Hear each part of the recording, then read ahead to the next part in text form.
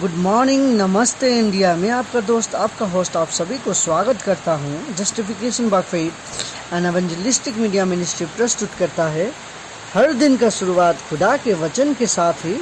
दैनिक वचन बचना और बचाना में आज शनिवार 18 जून 2022 है। आज का विषय है क्षमा और सुलह। वचन लिया गया है यूहन्ना का पुस्तक 15 का 16।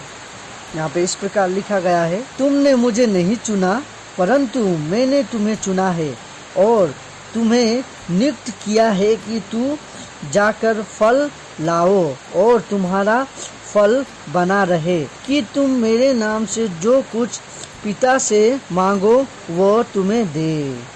वचन पढ़ाई सुनाई पे खुदा वन आशीष करे। हम सुन रहे थे क्षमा और सुलह। क्षमा और सुलह क्या है, उससे पहले हम एक छोटी सी कहानी देखेंगे। आप एक बेरोजगार हैं, घर पे बैठे हैं और आप जो भी कर रहे हैं लोगों को पसंद नहीं आ रहा है। आप बंधक पर देर कर रहे हैं। आप फौजी में जाना नहीं चाहते हैं कि अब मेरा क्या होगा, अब बैंकक्रफ्ट होने से क्या हो जाएगा, ये हो जाएगा बोल के आप सोच रहे हैं। आपको अचानक से फिर बैंक का CEO का फ़ोन आता है और वो आपको कहता है कि आपका जितने भी पैसा का लेन देन था वो सब हमने आपको पे कर दिया है बोल के वो कहता है। और आपको खाना के लिए वो रात को बुलाए और रात को खाना बुलाने का समय पे वो आपको अपने बाकी बोर्ड मेंबर से मिलाना चाहता है। बोर्ड मेंबर, आप ये सोच रहे होंगे कि बोर्ड मेंबर क्यों। उसी रीति से वो आपको बोलने भूल गया कि वो आपको बैंक का एक सदस्य के रूप में अपॉइंट करना चाहता है, लेना चाहता है बोल के वो बोलना भूल गया। बोर्ड मेंबर, आप सोच रहे होंगे कि बोर्ड मेंबर, ये सब चीज हमें एक आश्चर्य में लेके आता है, राइट। आज हम सोच रहे हैं कि ये कहाँ से कहाँ पहुँच गए हम। खिचड़ी लग रहा है, राइट। जिसका बेरोजगार एक इंसान जिसको दिवाली का डर था, वो बैंक का CEO का बात हो रहा है और उससे मिलाना चाहता है। ये सब क्या हो रहा है, कुछ समझ में नहीं आ रहा है ना। उसी प्रकार से हमारे जीवन में भी क्या हो रहा है हमें मालूम नहीं चलता है, क्योंकि खुदावन ने हमें कुछ और चीज़ के लिए बुलाया है। हमने खुदावन को नहीं चुना पर खुदावन ने हमें चुना है।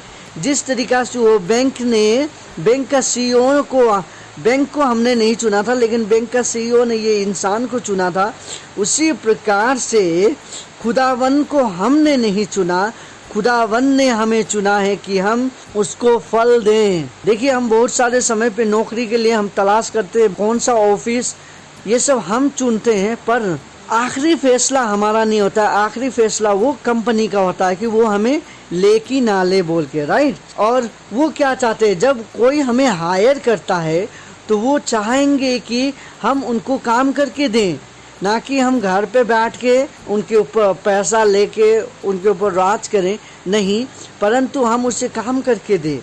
सो उसी प्रकार से खुदावन ने हमें चुना है, हमने खुदावन को नहीं चुना है। खुदावन ने हमें चुना है ताकि हम क्या करें, हमको इसीलिए वो नियुक्त किया है कि हम उसके राज्य में फल लेके आएँ, फलदायक हों। अब फलदायक क्या है, उसका राज्य क्या है, हमें किस प्रकार से चुना गया है। खुदावन कहता है कि हम अपने माता के पेट में होने से पहले से उसने हमें चुना है कि हम इस माता इस पिता के परिवार में हम जाएंगे। उसी तरीक़ा से उसने हमारे जीवन में भी हम जितने भी प्रयास करते हैं वो हमारा प्रयास तो फल लेके आता है, पर जहाँ प्रयास करने के बावजूद भी नहीं आता है, इसका मतलब खुदावन का वहाँ पे कुछ काम ही नहीं था। खुदावन ने हमारे लिए वो चीज़ चुना ही नहीं था बोल के हम एक पॉजिटिव वे में ले सकते हैं। और उसी प्रकार से जब हम पढ़ते हैं आगे में, खुदावन ने हमें नियुक्त किया है कि हम जाके फल लेके आएँ। फल अभी किस प्रकार से, कौन सा फल के बारे में बात कर रहा है आज का वचन। आज का वचन कह रहा है कि हमें क्षमा मिला है। हम पापी थे, हम पाप में जन्मे हैं। हम सभी को मालूम है कि हम पाप में जन्म लेते हैं। फिर उसका बाद हम जब बड़े होते हैं, हमें पाप क्या है, पुण्य क्या है, इस सब चीज़ के बारे में हमें मालूम चलता है। फिर भी हम पाप करते ही जाते हैं। हमारा जीवन पाप में रहता है। और वो पाप को क्षमा देने के लिए हम यीशु मसीह को पहचानते हैं, उसको अपना उद्धारकर्ता लेते हैं, मानते हैं, और उसको अपना उद्धारकर्ता ग्रहण करने के बाद हमें क्षमा मिलता है।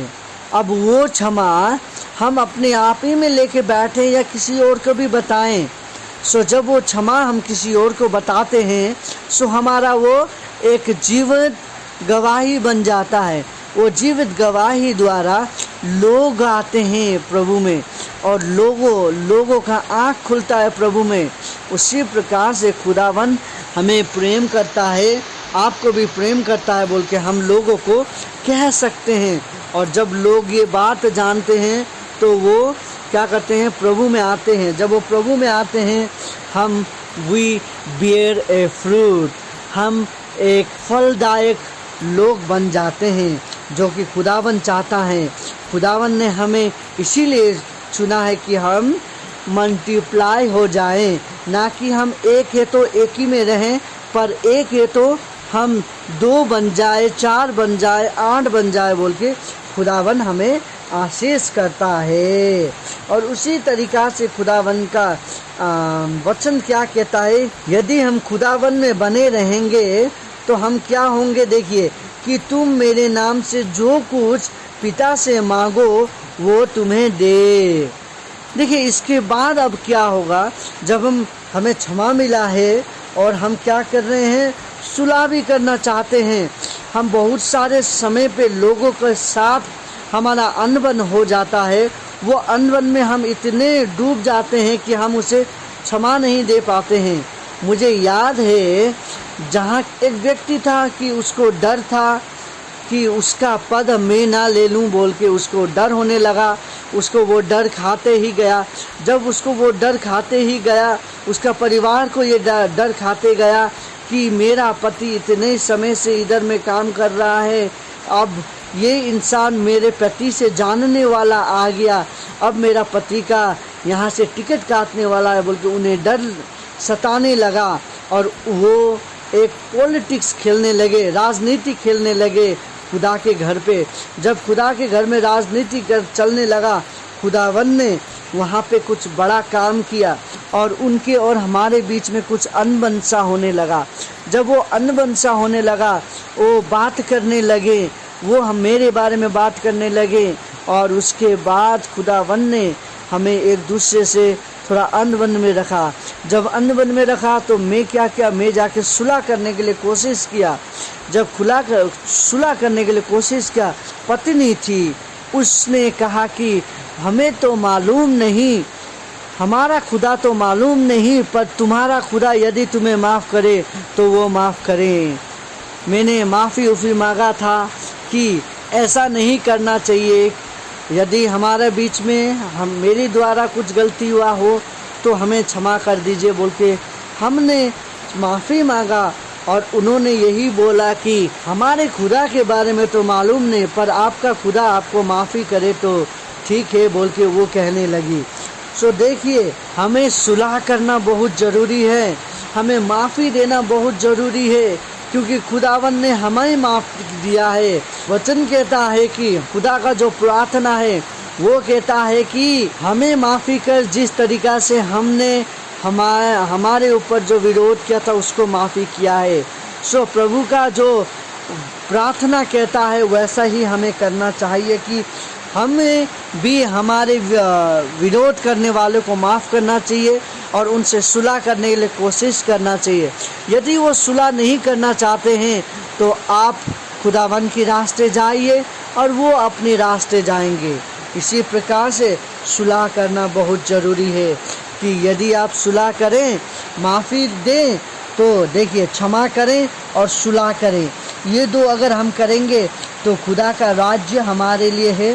जो खुदावन ने हमारे लिए घर बनाया है खुदावन के राज्य में, उसमें हम प्रवेश कर पाएंगे और हम जो फल लेके आ सकेंगे वो फल हमेशा जीवित रहेगा। वो देखिए, यदि हमारा साक्षी अच्छा नहीं रहे, हमारा टेस्टिमनी अच्छा नहीं रहे, तो हम फ्रूट नहीं लेके आ पाएंगे। क्योंकि फ्रूट कैसे आएगा? फ्रूट एक अच्छा शिक्षा से आता है। अच्छा शिक्षा प्रभु का वचन से आता है, और प्रभु का वचन हम जब पढ़ेंगे तभी ये सब कुछ होगा।